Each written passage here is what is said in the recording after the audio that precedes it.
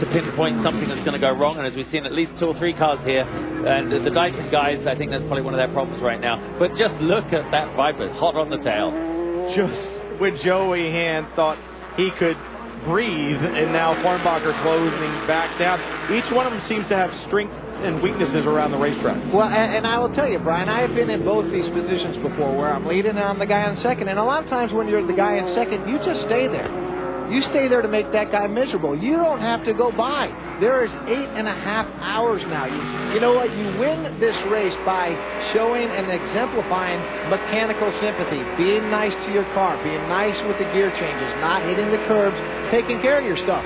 You know what? When we get, 10 hours into the race, you've got to have, Justin, a car you can fight with. And right now, I think Dominic's doing a great job. If the opportunity presents itself via traffic to go by, you go by, but there's no reason to push. I know. And Johnny, what's so funny about this is ironic, I guess. You got Ferrari winners, Petit Le Mans, all through last year. And now what you've got is you've got the two, and you had the Corvette team monstrously successful. And we got the 2 guys who are coming here as the new car rookies for this season, and they're both in the front, the first 2 places. So I think they're both going, you know what, leading's fine, second's fine. I'm just not going to ruin anything. I'm not going to screw up. I'm just going to hold a pace and get to the end of my stint because I'm doing my job perfectly. It's really good.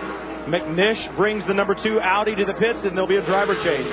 Yeah, Lucas Grassi getting behind the wheel, his first go in the 2 car. They had about a 19-second lead before this stop, but they're going to give it back to the 1 car after this stop. So fuel and tires on the Audi, and I'm going to jump over the wall here and see if I can get with Alan McNish real quick, who already has his helmet off. So, yeah, this is perfect time to get Alan.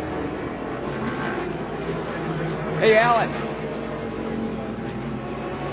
Can we talk to you about that penalty that happened there that looked like pretty light contact?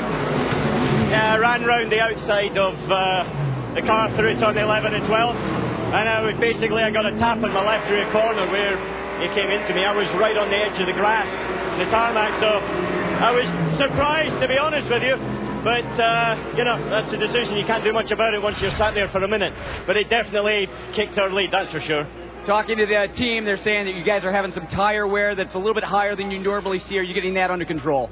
Starting to. The track's rubbing in now, but the concrete sections are still very slippery. And that's always the problem here. You're trying to sort of balance the tire and the car out, not just for the beginning of the race, but also for the end. So right now, I felt pretty comfortable in the car on new tire and used, and lap time seemed to be pretty good and being careful in traffic. And so from that point of view, I was quite happy. Anything you were able to communicate to Lucas before he got in the wheel? Yeah, the car's good. The car's good. It's an Audi. Yep, but I do want to explain something. He mentioned rubbering in. If you're not familiar with some of the vernacular we use, what happens is you can see right now this surface here, it's kind of pretty new after the winter. We've had, it's a pretty hot old dry winter here in Florida. And every day, every lap, the cars do, the track gets faster. So that's what he's talking about. The track is now faster. Looks like a problem for the 551 just leaving the pit lane in the car. Now he's getting up to speed, so some type of a problem. Maybe the pit lane speed limiter was stuck. But look at this. This is the battle for the lead GT. Farnbacher had been stalking Joey Hand. He sets him up with a cut back under. He's going to get the job done. He's got it. Joey's got to give that position to him again, recognizing that we're still early in the game. But this is going to be really interesting because why are we right now seeing which car is better on tires, which made the better choice for tires? But right now, the Snake looking good. Yeah, I think Joey could know that was going to happen. He set him up beautifully. Farnbacher takes the Viper to the lead in GT. A fantastic pass there by Dominic Farnbacher, but just moments ago, Bobby Rahal had been on the radio with Joey Hand telling him, look, they're giving out a lot of penalties for blocking. They're telling him to be careful. Now, that was a little bit ago. Joey held them off as long as he could. Farnbacher made the move and got the pass. And once he's passed him, we expected this could happen, and you see it a lot. We talked earlier, Johnny, you said maybe the BMW is not as fast, but he's able to hold him back. Farnbacher in front now, beginning to inch away from the BMW. I'm just impressed with how the Viper looks. It looks easy to drive as we go on board. Let's listen. Down 2 gears.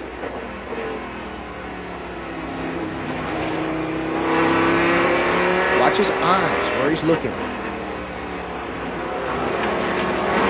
Comes out onto the back straightaway. And it does look smooth, doesn't it? And he's relaxed. I mean, you know, again, very nice. He'll check his mirrors maybe one more time. Look at his rear view camera. Now, he's doing a $170 right now onto the brakes in the 17. On the gas. Can you see him check his rear view mirror there? Or his camera? He's checking to see where Joey is. That's what your professionals do. They're aware of their surroundings all the time. And the shock package working on that Viper. He looks comfortable. 3 hours, 28 minutes in, and there's plenty more coverage to come. And tonight, exclusive coverage of the 12 Hours of Sebring continues. The nighttime is when it gets exciting. You don't want to miss a second of this edge-of-your-seat racing action. The American Le Mans Series, 12 Hours of Sebring continues tonight at 10:30 Eastern, only on Speed. Ollie Jarvis out in front from here at Sebring. There's a look at your 5 class leaders. We'll be back to more. The green flag is out, and here we go. When we came to Sears Point with the RE90, it was a jewel. You put your foot in the throttle, and you could use the power instantly. Bam! The cockpit was full of water. This was the scariest 20 minutes of my life. When I saw where was the car, I had no choice. Benoit Callioe has pulled off an absolutely awesome manoeuvre. The Audi is back out in front.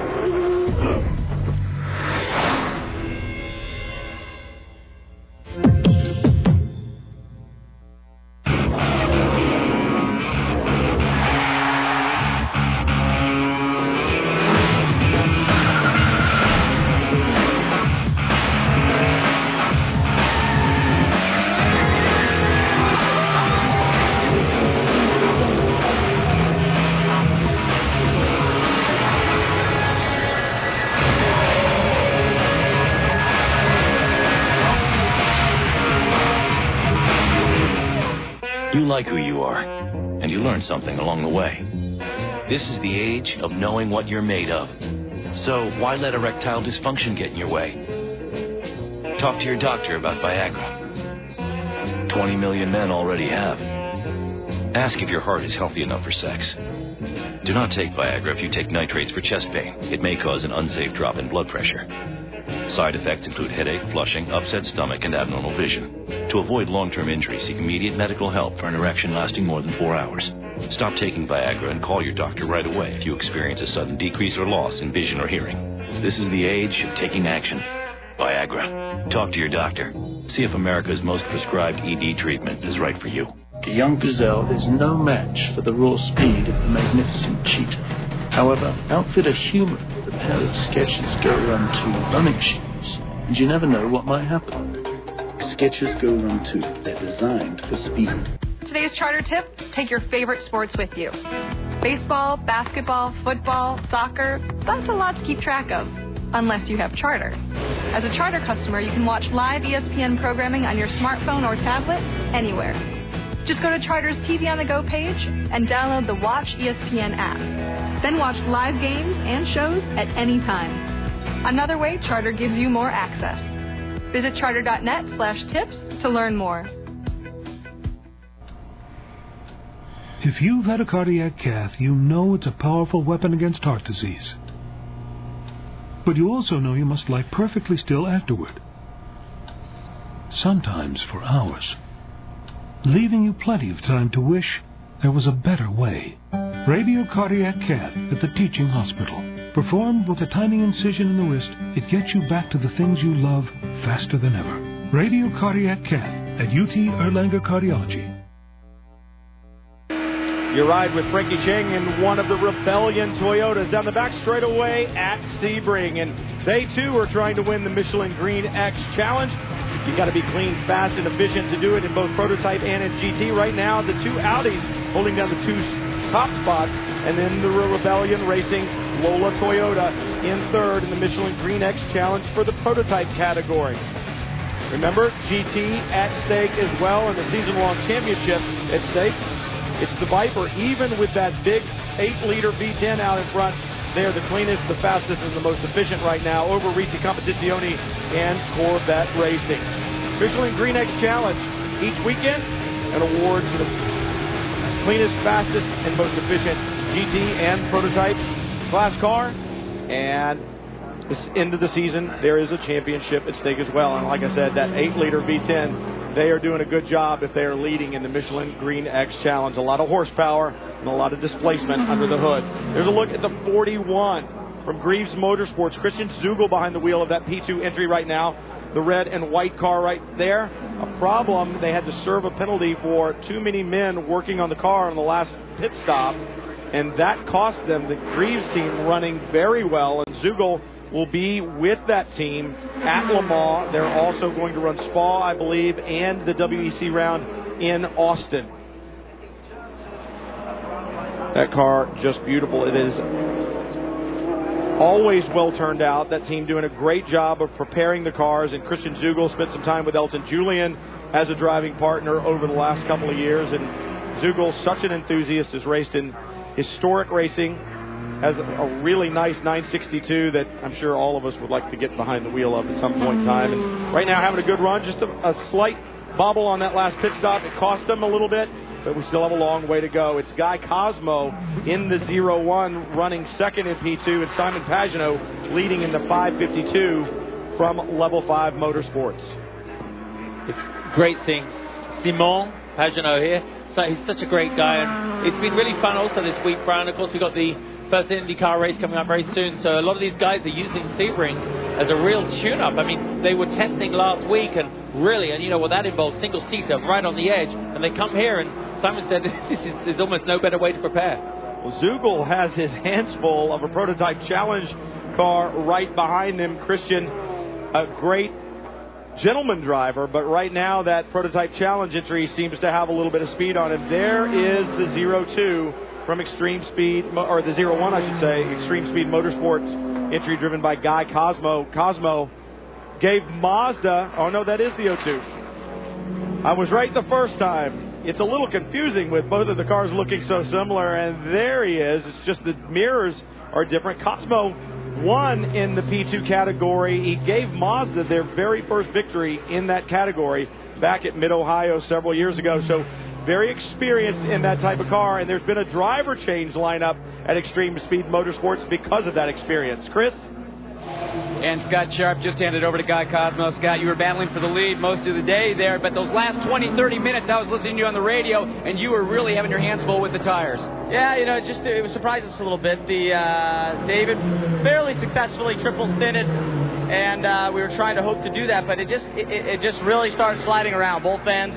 We made a small pressure adjustment on one of our stops, but second stop, but just hanging on there towards the end, needed a fresh set of tires. I also took a look at that front splitter. You've got a broken stay on the lower dive plane. Were you picking up any sort of vibration there? Not really too bad. No, I mean, the car's got a little bit of understeer in it, but that's as much low speed where that probably doesn't take effect as anywhere else. All right, great run. We'll keep going. Thank you. It's good to see that team step up and have the performance that they've had. Like I said, Cosmo has experience in this type of car, but it's been a while, and it's good to see Guy back in the seat. He missed the Rolex 24. He had to have some surgery on his nasal passages where he had a broken blood vessel, and it actually took 4 surgeries to repair it and get it sorted out, but he is back and back up to speed, and he is loving getting back in this high downforce type car like this HPD. Number 6, Muscle Milk entry in P1, your reigning champion in the American Le Mans Series P1 category, being shown in 5th overall. Romain Dumas behind the wheel right now, and they've struggled a bit. There's Dumas in the 6th. They haven't had the run that they wanted to, and the Rebellion cars, the other 2 petrol cars that are out on the racetrack right now in contention, both of them in front of the number 6.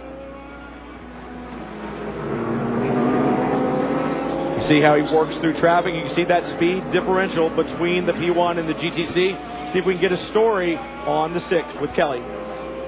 Well, Lucas Lohr just handed driver duties over to Romain Dumas, but Lucas, when you got behind the wheel, first thing that happened was you lost one. The right front, or the left front wheel came completely off, omitting the 4-letter words. What were you thinking when that happened? Well, I can't say you right now what I was thinking, but no, first of all, I said, well, that's strange, you know, and then I looked into the dive planes and I saw there's no wheel there.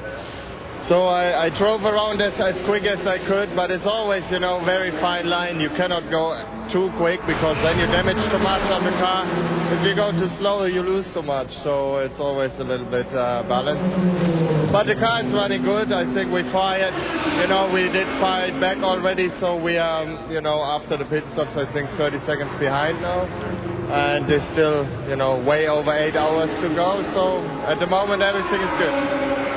Given that bit of a gap you have to make up on the other petrol cars, do you think this is going to become a race in the pits and on strategy, or is there going to be a chance, do you think, that you can go out there with outright speed? I think we can go there with outright speed, and usually we're a little bit better on the fuel economy as well. So, I'm at the moment I'm still pretty confident we can get them at speed. Thank you, Lucas. Well, there's your answer as to why they are back, and there is the Rebellion entry of the 13. They get one back. Frankie Chang brings the 13 in. That Rebellion, it is a Lola chassis with a Toyota power plant in the back, and the team telling me they've made some improvements last year. Remember, this team, Rebellion, won at Petit Le Mans last year. They've improved the car even more. Very happy with that Toyota power plant. They did not have a single mechanical issue with that Toyota power plant all year last year. Well, and at Petit, Brian, the reason they won, no mistakes. We go back to Muscle Milk. They were, losing that wheel. Of course, to Lucas, that was a bad moment, but imagine you are the mechanic that put that wheel on. That's the guy that was probably using the four-letter words.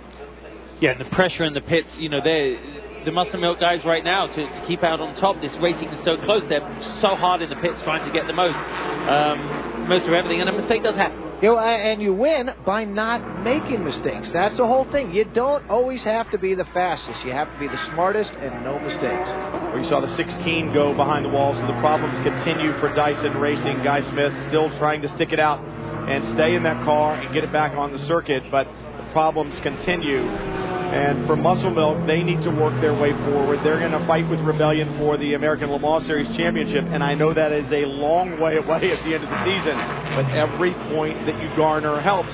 You ride on board the number 2, Lucas Degrassi. Relatively new, only ran one race with Audi last year, but just like Oliver Jarvis, they want to get time for him so that when they run their cars at Le Mans this year, he'll have a little more time in type and be better prepared. The thing that's confusing to me about that wheel, though, there are things called keepers on the hubs, and if the wheel goes on far enough, those keepers are supposed to pop up and keep the wheel from coming off. Either they didn't do their job or the wheel wasn't put on even halfway, because it doesn't have to go on very far before those keepers keep that lug nut, that center hub, from coming off. Man, it is tight. That is so dicey, Brian, watching what's going on here. You have no idea. TV doesn't do speed justice, and in that part of the racetrack, you are hauling. He really had to weave his way through traffic there, but that was fabulous driving by everyone in in every car, in every category, all the way through there. That was very clean. And that is what American Le Mans Series racing is all about. Look at that. 3 different classes right there. 2 P2 prototypes having a battle into turn 17. The orange and white Continental Tire Prototype Challenge car.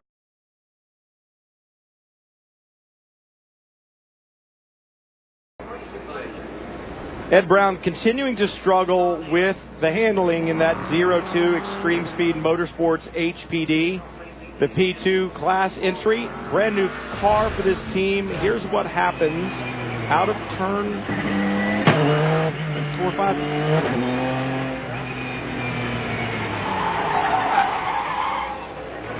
That's just bizarre to me, Johnny. I hear very little throttle. I hear anything, and the car just wants to turn around. It's a huge transition from the GT to the P2 car. Extreme Speed, they're starting the season with a brand new car, a brand new class, and that is a lot of work. Earlier this week, we had a talk with Ed Brown and discussed his first time behind the wheel of the HPD P2 car.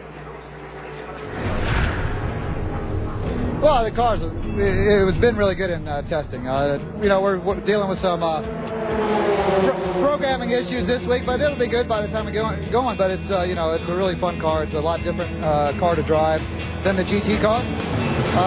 In a lot of ways easier. Mentally, probably just a little more. It's a little more difficult because of the speeds and how deep it'll brake compared to the GT car. But it's good. But I think it'll all shake out. I mean, I got down pretty quick, easily in the test, and I'm sure once we kind of get the car situated a little bit, it'll come back. Well, and I like the look on his face. He said it was good earlier in the week. In other words, it was okay early in the week, but we're struggling with it, and you continue to see it. Ed Brown is a better driver than the mistakes that we've seen today. So I believe that something must be amiss. You also heard him say it's an easier car to drive to some extent, and I think it probably is. It's got downforce, it's got carbon brakes. It should stop well, but it's not comfortable today by any stretch of the imagination. Well, and this is a moment when we were kind of getting into it a little bit earlier with, when we were talking about him. The mental aspect of this game is difficult. It's challenging, and what he needs right now is somebody in his ear telling him, hey, slow down. You're loose because you've got some pickup. Giving him something to claw to, something to hang on. Because right now, I mean, when he went into that area, that was ugly. I mean, he didn't get the right gear. He went up the wrong gear. He did a bazillion things wrong. So, again, that's where what any driver needs. Okay, you look at Formula One. Massa got his butt kicked, and so he got a sports psychologist that got his head back in the game. He got back into the game. So, the mental aspect of the sport, is so important right now. Ed Brown just needs the right person saying the right thing. You're right. All of us have had that flustered moment. I remember, to my embarrassment, I've gone out and I've made a mistake, or I haven't quite got the tires into the operating range, and I've got a flat, I've got something's broken, and they go, just deal with it. Yeah. Wait, push harder. You come out the other side and you're like, hey guys, sorry. And I think what's happening for Ed here, in business, this man is a ruthless. He is a 9 times winner of this race in business, equivalent of. But right now he's in a different category, and they just need to talk him through it. As you say, he needs to get back those tires back into their temperature operating range, so they are not getting the pickup. Because a prototype car has less roll, has less weight transfer, has less sort of dynamics in the tire, and he's not getting them into the range. Ed, if we are talking out of the back of our trousers rather than our mouths, I apologize for that if you have a real reason for what's happening here, but I have a feeling that that's what's happening. Well, and it's the snowball effect, just like you said. He's had one mistake. This has been a miserable stint for him. We don't know. He could have been triple stinting these tires. If he's doing a triple stint, that's asking too much of Ed Brown at this point. But, again, we're here to learn, and they're doing a great job. And you heard him say, we're going to do a driver change this time by, so he sounds a little bit defeated. There, a look at your leaders. We'll be back to more from Sebring. Oliver Jarvis behind the wheel of the #1 e-tron Quattro, the Audi entry in the P1 category. From the Mobil 1 12 Hours of Sebring, under full course caution for the second time today, talking to his crew, making some adjustments on the radio, getting things set. Fans often wonder what race car drivers do in the off-season. Well, Patrick Long, he gave us a glimpse of what he did over the winter. One of the coolest things about being a racing driver is the many different places that we get to travel, but also the great cars that we get to experience.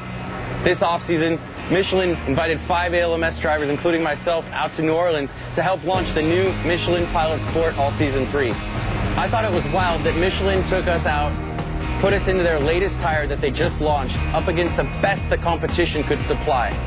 They took us drivers and the media through a gauntlet of tests, from high-speed slalom sections to dry autocross, wet high-speed and low-speed braking, and a great section on a road course. Aside from all the on-track activity and action that we had, it was great to hang out with the developers and the engineers from the road tire side, to talk to them about what we do on the racetrack and to see the data that we collect and how they apply that to the new consumer models is something really special. Did you get your invitation to that? I was actually hosting it. Did you really? What a surprise. You didn't call me? No, I didn't. I didn't get to go. Well, it'll be Michelin tires on the Audis during these stops, Andrew. So this looks like a routine pit stop for the most technologically advanced racing car in the world. It is, of course, the #2 Audi. They are changing the Michelin, just having a good visual inspection around the car. And when it goes out, we'll try and listen for that incredible flywheel at the front. And there it goes. This technology of the front-wheel drive is actually from Williams Formula One. And they're not only developing it for the Audi, they're also developing it for buses and coaches, and believe it or not, even excavators and trains. It's incredible technology. That flywheel spins round there over 60,000 revs a minute. Great racing car, and the racing car having a great race at the moment. Well, it's far from a bust, but it's interesting that they could use the same technology there. The cars lined up, and we're going to have some great fights on the racetrack, because I know you guys were just looking through the timing and scoring screen, looking at who's where in GT, all stacked up together. It's going to be awesome when we go back to green. Oliver Jarvis was on the radio when we came back. You saw him talking to him on the radio, making some adjustments, trying to get things sorted out so that when they go back to green, he'll have the car that he needs. There he is. Let's take a listen.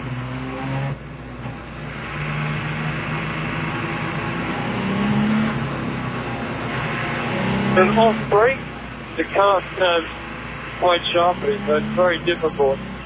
You're almost going to feel like you're going to go off on it, and then all of a sudden, as you release brake, you pick up grip.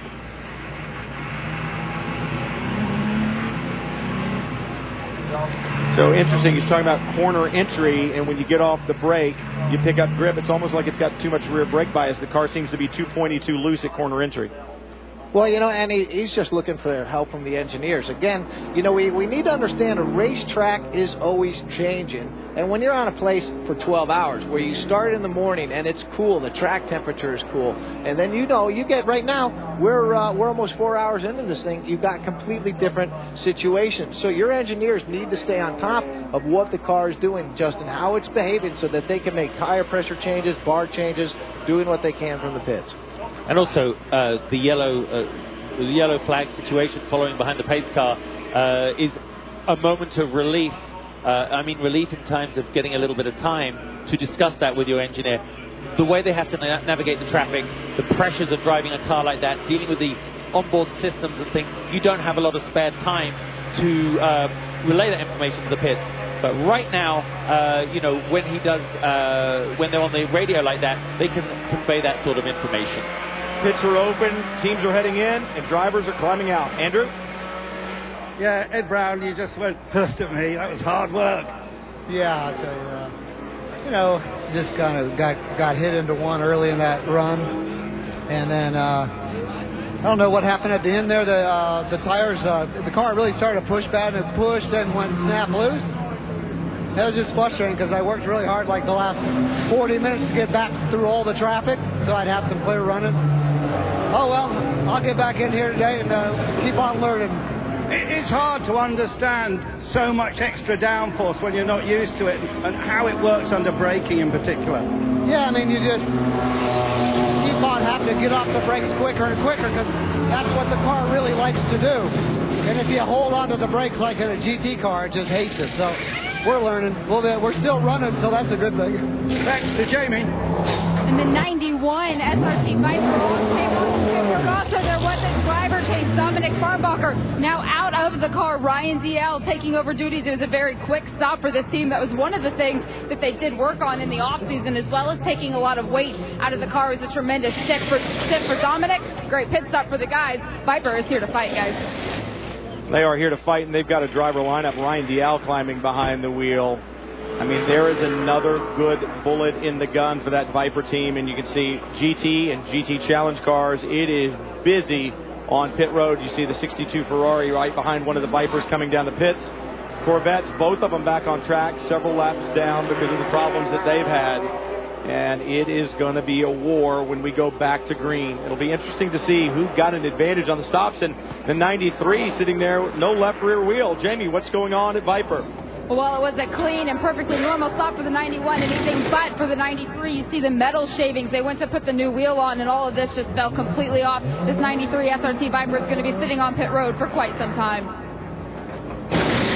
It's odd. Metal shavings in the back. Looks like the wheel didn't seat correctly on the hub. Well, no, I think it's actually the wheel studs are broken off. Yeah. So they're going to have to replace that whole assembly there. And you know what, on the Viper, I don't think it does have a quick change assembly on it that they are looking to try to institute for Le Mans. We were talking to them earlier today, but not there right now. And this is going to be costly. But how lucky are they? It's under caution. They might be able to get this done and beat the pace car when it comes around. Not good news for Kuno Whitmer, Tommy Kendall, and Jonathan Bomarito, who had been so impressive. Bomarito, especially in the 93. They'll work on this and try to get it back out. I want to talk about something real quick when it comes to that Viper team. Ryan Diao. Okay, if you can put a guy in your car that is winning, it's the funniest thing in the sport, Justin. You know it. You start winning, keeping winning is easy to do. And Ryan Diao, that guy's been on a tear winning and everything he's done. Now it's a completely different style as we look at him right there. What he's searching for, I think, is to get his air hose on his helmet plugged in. These cars get very, very hot. But again, put a lucky guy in your car, the odds are good things can happen. Well, lucky, yes, but extremely good. But you're right, the luck is with him. I mean, you look at the victories that he's had, and, you know, winning here, winning at Daytona, at Le Mans a couple of years ago, at Le Mans. He has been on a tear, and you take that good luck. Don't call him lucky. Take your good luck and move him along. And you want to plug that guy in, and the green flag flies again at Sebring. Oliver Jarvis in the number 1, looking for a little heat. You see him weaving back and forth. Those large front tires, the Michelins, need to get back up to temperature as they stream through. The 41 looked like a little off the pace. That's the Greaves Motorsports entry. Christian Zugel still behind the wheel, so he is the gentleman driver in that car for this event. This is a lot more calm than the initial start, and that's a good thing to see because, once again, we got a long way to go. 7 hours and 56 minutes of racing yet to go. Look at this. On board the 13, Besh. Around the outside, did he make it? Was that an Audi? Did he win around? It's kind of a late view up into there. No, I want to say that was the 41 car. But again, those cars, Rebellion has done such an amazing job. You know, the way they perform at Petit, and the fact, I mean, what a blessing to the American Le Mans Series that they're going to be competing all season long. And you know what? If I'm muscle milk, I like that. I want somebody that's going to force me to raise my game. And there you see the Audi forcing his way through, and it's exactly what got them in trouble earlier when Alan McNish had the penalty. Rebellion running well. You mentioned how strong they ran at Petit. These cars are almost identical to the way that they ran at Petit. They actually have 3 cars on the premises here. These 2 cars that are racing today, they're going to go back to Europe after the race because the team figures they're going to be pretty beat up, not up to running at Long Beach. So they're going to bring out a new car at Long Beach, rebuild these 2. Then the car that's at Long Beach is going to go back to Europe as well. It's going to meet them at Le Mans. The team figures if they have it there as a spare, they probably won't need it. So the team's going to be a team on the road. They learned that last year in competing in the World Endurance Championship, that it is possible to do well, to travel back and forth. But as you guys said, it certainly is nice to see them out here full time. Lucas Degrassi trying to get past the Rebellion front. Oh, he gets chopped a little bit into the braking code. I like that little attitude there. Mr. Audi, it's not happening. I'm not going to make it easy on you. You're going to have to work your way by.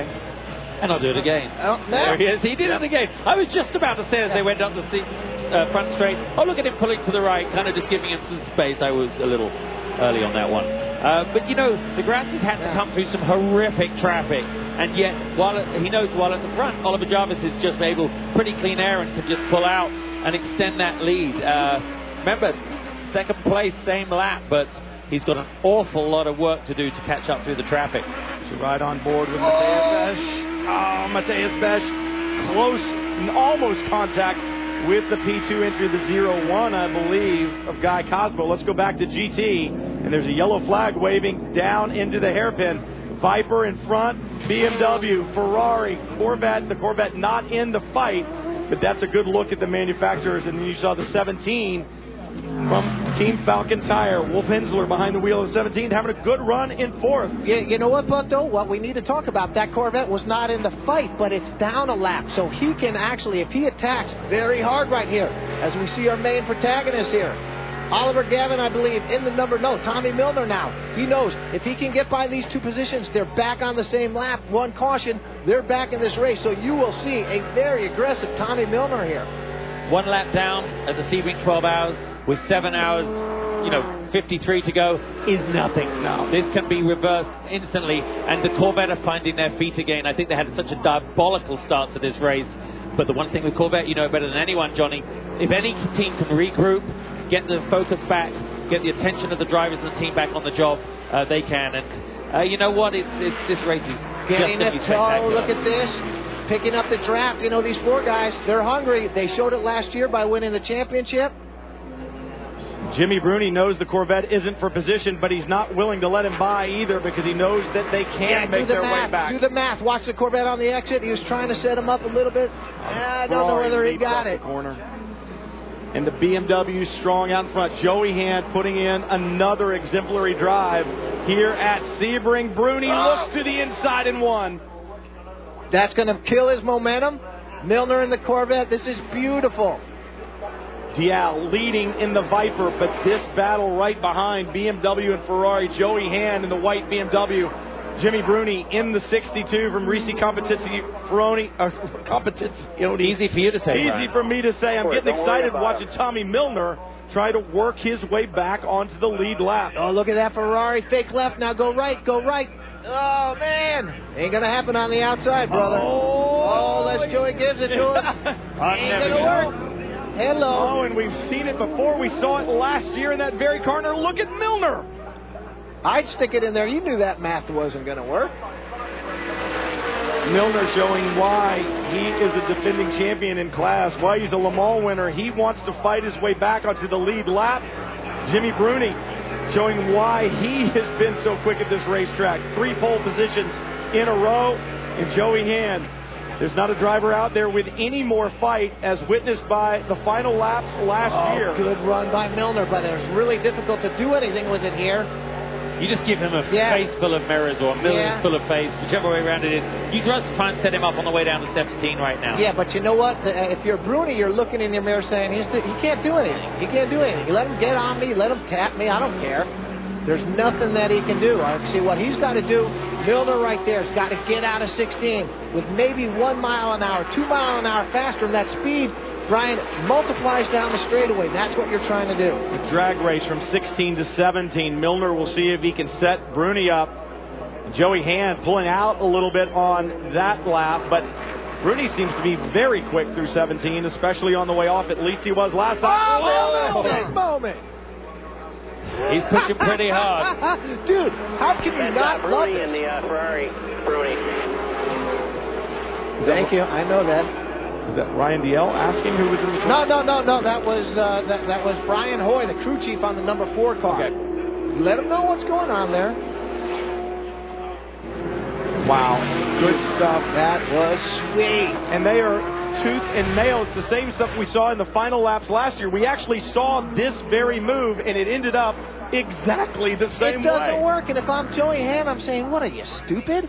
Because, all you got to do is bring it out there and then run it out wide like Joey does. And Milner almost takes advantage of it as well. Well, see, if I was Milner, I'd tuck inside. All right, now I'm going behind the BMW. Get behind that BMW. Play him tight. Just can't get a good enough drive. Tommy would have got this if it hadn't been for the Ferrari jigging right a little bit. So Tommy ran his wheel in the dirt. Now Bruni back on the rear bumper of Joey Hand. The Z4 might end up with a little red Ferrari paint on it. Bruni pushing hard. Milner waiting to pounce. And all the while, Ryan Dial beginning to stretch away ever so little bits. You know what? In real life, it's so much better than Forza. But you're just better at this than Forza. Bruni taking a peek to the inside. And Jimmy now beginning to pay a lot of attention to Tommy, and he just doesn't want him to get into the fight between him and Joey, but perhaps if he gets there, Jimmy can take advantage of him and let Tommy battle with Joey Hand and use him as a pick to get by. And you look in the back there, that's Wolf Hensler, who's one of the most motivated Germans in history when driving a Porsche. You see Bruni taking a look on the inside here. Now Miller's going to try an outside line. Now watch him tuck back in, try to get a better run out. Oh, yeah, he got a good run. Milner so loose at the exit of 17 last time, not this time. Tucks up behind the Ferrari. And Oh, yeah, lovely. Look at Jimmy gives the little feint. Tommy can't get it done, and Joey Hand still holding on. Wolf Hensler, though, you pointed out, closing down. All season long last year, Brian Sellers, Wolf Hensler's teammate, went to Japan testing these Falcon tires, and they said, it's not going to pay off dividends this year. Look for gains in 2013. And right now, Wolf Hensler really driving the wheels off of that number 17 Porsche. 3 cars going so fast, almost the same lap times, but get it by very different means. Same sort of thing there. That was a bit half-hearted look, wasn't it, down the inside? He was just making him look. Well, I tell you, Hensler's coming up at a heck of a pace. He's coming hard. He's looking at it. Imagine if we get a 4-car train here, these guys all doing battle. Now, what are you doing? Like, you know, that's nice. That is well done. Now, what can Milner do? He wants to pound. Right there, he can stick inside. Not so much. Crew chiefs right now, Justin, are on the radio saying, whoa, there's 7 hours. There's 7 hours, man. Settle. Look at Hensler. Yeah. And the drivers are going, it's a bit like when I'm talking to my wife on the phone. Sorry, can't hear you, babe. Yeah, stop talking. Can't you see what I'm involved in? You're interrupting. That scares me, actually, that line about Justin. But right now, the battle, it is intense. It's like it's the last 15 minutes of the race from here at Sebring. It's not. We still have a long way to go. Oh, man, it looks like Milner got a run. Milner with the run on hand. Looking to the inside, going into 17. He's going to get him, but can Joey Hand get him back on the way out of 17? Milner deep into 17. Wiggle. So deep. You called it, Brian. That's now he's in no man's land. Watch Wolf in the Porsche saying, see you, wouldn't want to be you. Tommy Milner doing everything he can to get back on the lead lap. It's going to take some strategy. He now has to get the pickup off of his tires, weaving back and forth, and Hensler moves forward. You know what? And, Brian, these are one of those moments where the crew chief, Brian Hoy, needs to get on the radio and say, dude, chill, get position. You see Lee Keen now here on the Yokohamas. We got 3 different tire manufacturers. You got the Yokohamas right in front of them, the Falcon tires. But, I mean, you got to talk to your crew chief, you know, and have him tell you, dude, settle down, get position, long way to go. Lee Keen putting in an impressive performance as well. They're a lap down, but he wants to close in on this battle. GT will be intense to the end. A long way to go from Sebring. We've talked about history. We'll look at some more as we go to break here. And when we come back on the other side, Bob Barsham, Calvin Fish, Dorsey Schrader will be with you because Justin, Johnny, and I think we need to go get some oxygen after that excitement. Stay around. 1999 at Sebring was the dawn of a new era and the debut of the American Le Mans Series at the 12 Hours of Sebring. A mix of WFC cars and the new Le Mans prototypes dominated the field. The BMW of Jörg Mueller, Tom Christensen, and J.J. Lato controlled the day. In GTS, the husband and wife team of Melanie and Martin Snow became the first married driver combo to win a class. Up front, BMW held on for the closest finish in the 46 years. Everything we ever thought of. Everything we fight for. Everything we dream of. Everything we are. The 911. Porsche identity.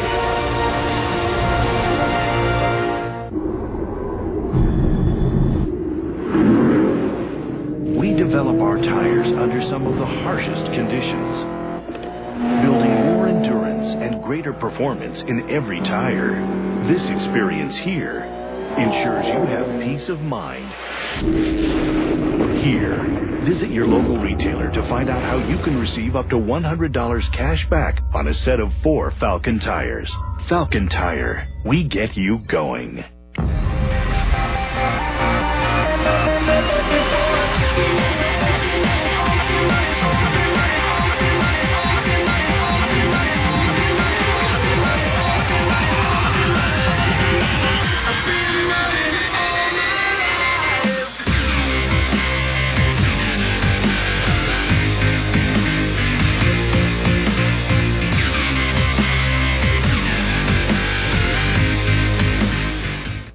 Corral just made the weekend better than ever. It's our $12.99 premium prime rib and shrimp weekend. For a limited time, it's all the perfectly roasted, endless prime rib you could ever want. That's right, all you can eat prime rib. And we raised the bar on steak. It's our new sirloin filet cooked just the way you like. Plus, we're serving a mountain of big, delicious, non-stop peel and eat shrimp and our biggest and best jumbo fried shrimp ever. It's our premium prime rib and shrimp weekend, all for just $12.99. Golden Corral, help yourself to happiness.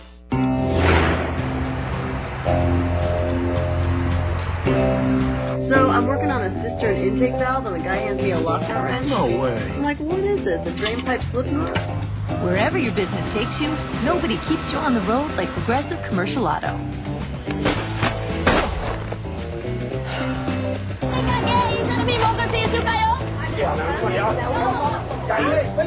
We work wherever you work. Now that's Progressive. Call or click today.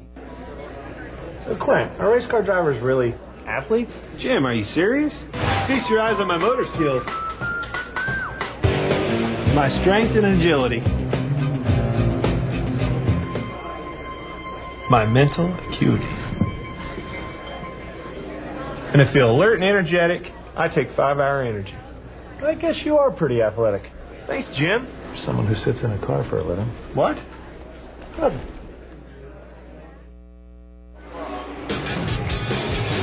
Welcome back live to Sebring. As promised, Bob Varsha joining Calvin Fish and Dorsey Schrader. And we've got live action down in the pit lane. Alex Popoff, and the number 9, former leader in the PC class, is serving a penalty for avoidable contact. That has been one of the themes of the race thus far. Mistakes, mechanical errors, and penalties. Yeah, Paul Walter, the race steward, is really laying the hammer down here today, Dorsey. Let's take a look at this incident. Just caught it off in the brake zone, gets in the back of the car. Down deep into the hairpin there and just tagged that car in front of him. These are so costly. It's a stop and hold for 60 seconds, 1 minute. Better part of a lap around here is given up. Yeah, you're looking at about 40 seconds delta just in terms of coming down pit lane at that 60 km/h speed limit plus the stop. So almost a lap you lose by that. And it doesn't take much to get one of those penalties. We've seen that during the race. Noticed also while the car was parked in the penalty box, the louvers over the left front wheel were breaking away. Those louvers are to remain in place by rule, or you risk a black flag. Yeah, those blow out when you get big chunks of rubber debris off of the running on the outside of the racetrack, and it forms a big ball, and all of a sudden that ball comes loose, chucks up and blows right through the top. And you're right, they'll have to come in. It's a quick fix. So changes the balance of the car in terms of it allows the air to escape a little bit quicker. When the air stacks under those front fenders, that lifts the front of the car, so it gives it some understeer. When those louvers are blown out like that, it'll actually pin the nose a little bit better. So the front of the car actually becomes more efficient when those louvers break free. We saw it with the Audis for many years, particularly at Petit Le Mans. They'd literally run very thin louvers to try and have those things blow out. There was no rule that you had to do a pit stop, and they'd balance the car that way. Being a PC car doesn't have to adhere to that rule. It can run with that broken piece or that black flag. But Jimmy Bruni there. Sorry. That's right. He's catching Ryan Dial here, encountering a little bit of traffic. Then we've got Tommy Milner in the frame. He's a lap down. Hawkeye had some electrical issues, so he's just trying to get back on that lead lap, which is really critical, particularly if you have a yellow and the way the safety car procedure works. You want to be in front of that leader in class, have a chance of getting a lap back on the competition. Jimmy Bruni put that bright red Ferrari on pole for car owner Giuseppe Risi. Let's hear from him. Well, Giuseppe, this is why you came back to racing. What a fantastic battle with your boy. Thank you, Andrew. Yes, it's a long race, and we think we prepared the car right. So we'll see what happens. Coming earlier on, you were a bit slower than expected, I think. Now it seems to be coming back towards you, and of course, Bruni's doing a fantastic job. We just changed some tire compounds, and we've now got some different compounds which suiting the driving style under pressure more. Thanks very much. I mentioned the 93 having trouble on pit lane. They are still working on getting the left rear of that car back in working order. But talk about the beauty of location. They have been able to push it right behind pit wall, which is what the rule says. You have to go behind the wall into an approved location. They've done that, so they've kept the car there, bringing the parts to the car. But Dominic Farnbacher in the 91 SRT Viper watching on as his teammate Ryan DL continues to lead the GT category. Dominic, you've been with this team since the beginning. How much easier is it to drive this car this year than it was last year? It's definitely a big step since last year. I mean, we made a great improvement on the Viper, and now it's competitive, and now we can actually drive for the lead, and as you saw earlier. One thing that's still a little unclear is the reliability of the car. You did survive the seat without any mechanicals. What condition is the car in right now? The 91 car is in a great condition. It just drives and drives and drives without any problems. The 93 car, it just had an issue on the tire and on the wheel, and it just tried to fix it now. All right, well, the 91 SRT Viper still leading GT early on. That's right, and that car will have an awful lot of support. Ryan Dial behind the wheel. His wife Jessica hails from Lake Placid, Florida, which is just down the road from Sebring. He's about to get some heat from Jimmy Bruni, and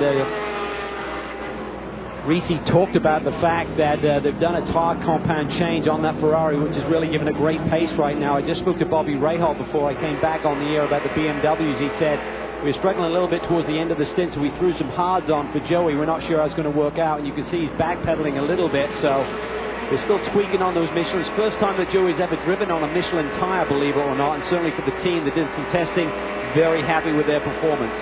Amazing the parity amongst those four-class cars right now. Any one of them could be leading if it was able. You look right there, and it looks like Milner's going to get around, maybe get a position. He does get by the Ferrari. What an incredible battle. The Corvette goes around the Ferrari. Now he just needs two. Yeah, he just needs to get in front of Ryan Dial, and he'll be on the same lap as the GT leader, so this is critical, and the team will be pushing him hard. What a spectacular battle GT has been all day. Look at this with the muscle milk entry and the Rebellion boys. Couple of P1 cars battling, 6 and 13. That can be exactly what these GT guys need to break up their little battle too. Rumar Dumar behind the wheel of the muscle milk entry, one of the most aggressive drivers in all of sports car racing, trying to find a way by Besh in that Rebellion. And this is what this kind of sports car racing is all about. Prototypes and GTs. Yes, there are speed differences between the classes, but there are great battles within the classes, and you have to wage those battles in traffic. Look how much it helped Ryan Dial. Look at the open gap he's got now back to Tommy Milner's Corvette. Of course, there was a pass made back there on the Ferrari by Tommy Milner, so that slowed them up even more. Look at Dumar. Besh has got hindered a little bit in traffic there, coming out of turn 5, and Dumar's got to run. Look at the defensive move there by the 13 car. Paul Walter's been on the radio to these guys saying, watch the blocking. We've seen penalties for contact. He's also got his eye on some of the blocking maneuvers we're seeing here today. He's teaching these guys a new way that he wants them to race, and they're going to have to adhere by that. The reason that Rebellion Racing are here, they want to prove that they're not only the best over in Europe, but they can come here and compete with the likes of Muscle Milk and Dyson. Talking to the team owner, Bart Hayden, the other day, he said, this is why we're here. We want to compete against the best. They're going to run a single car entry for the full season after Sebring. Great stuff. There's Tommy Milner. It's like that battle has cooled just a little bit, so we'll stay with this one for 4th place in P1 and the overall. Dumar. Talked to him earlier in the weekend. He said he's got a busy year. He's going to be doing 3 World Endurance Championship races in a GT car leading up and through Le Mans. And then he's going to be doing the testing on the new Porsche prototype, which everyone is anticipating will debut next season. Watch the flags at trackside when you can see them. There's a pretty strong breeze at the drivers' backs going down that long Alec Ullman back straightaway. See Dumas' helmet moving around under braking there for 17. You can actually see them lower down when they really slam the brakes on it. They submarine down into the belts and it drops their height of their head. You get pummeled around here, there's no doubt. The coupes look cool, but it's so great to be able to see the drivers working hard in these open cockpit prototypes as well. Temperature about 83 degrees right now with a warm breeze. These drivers are really working hard. As you see Matthias Besch.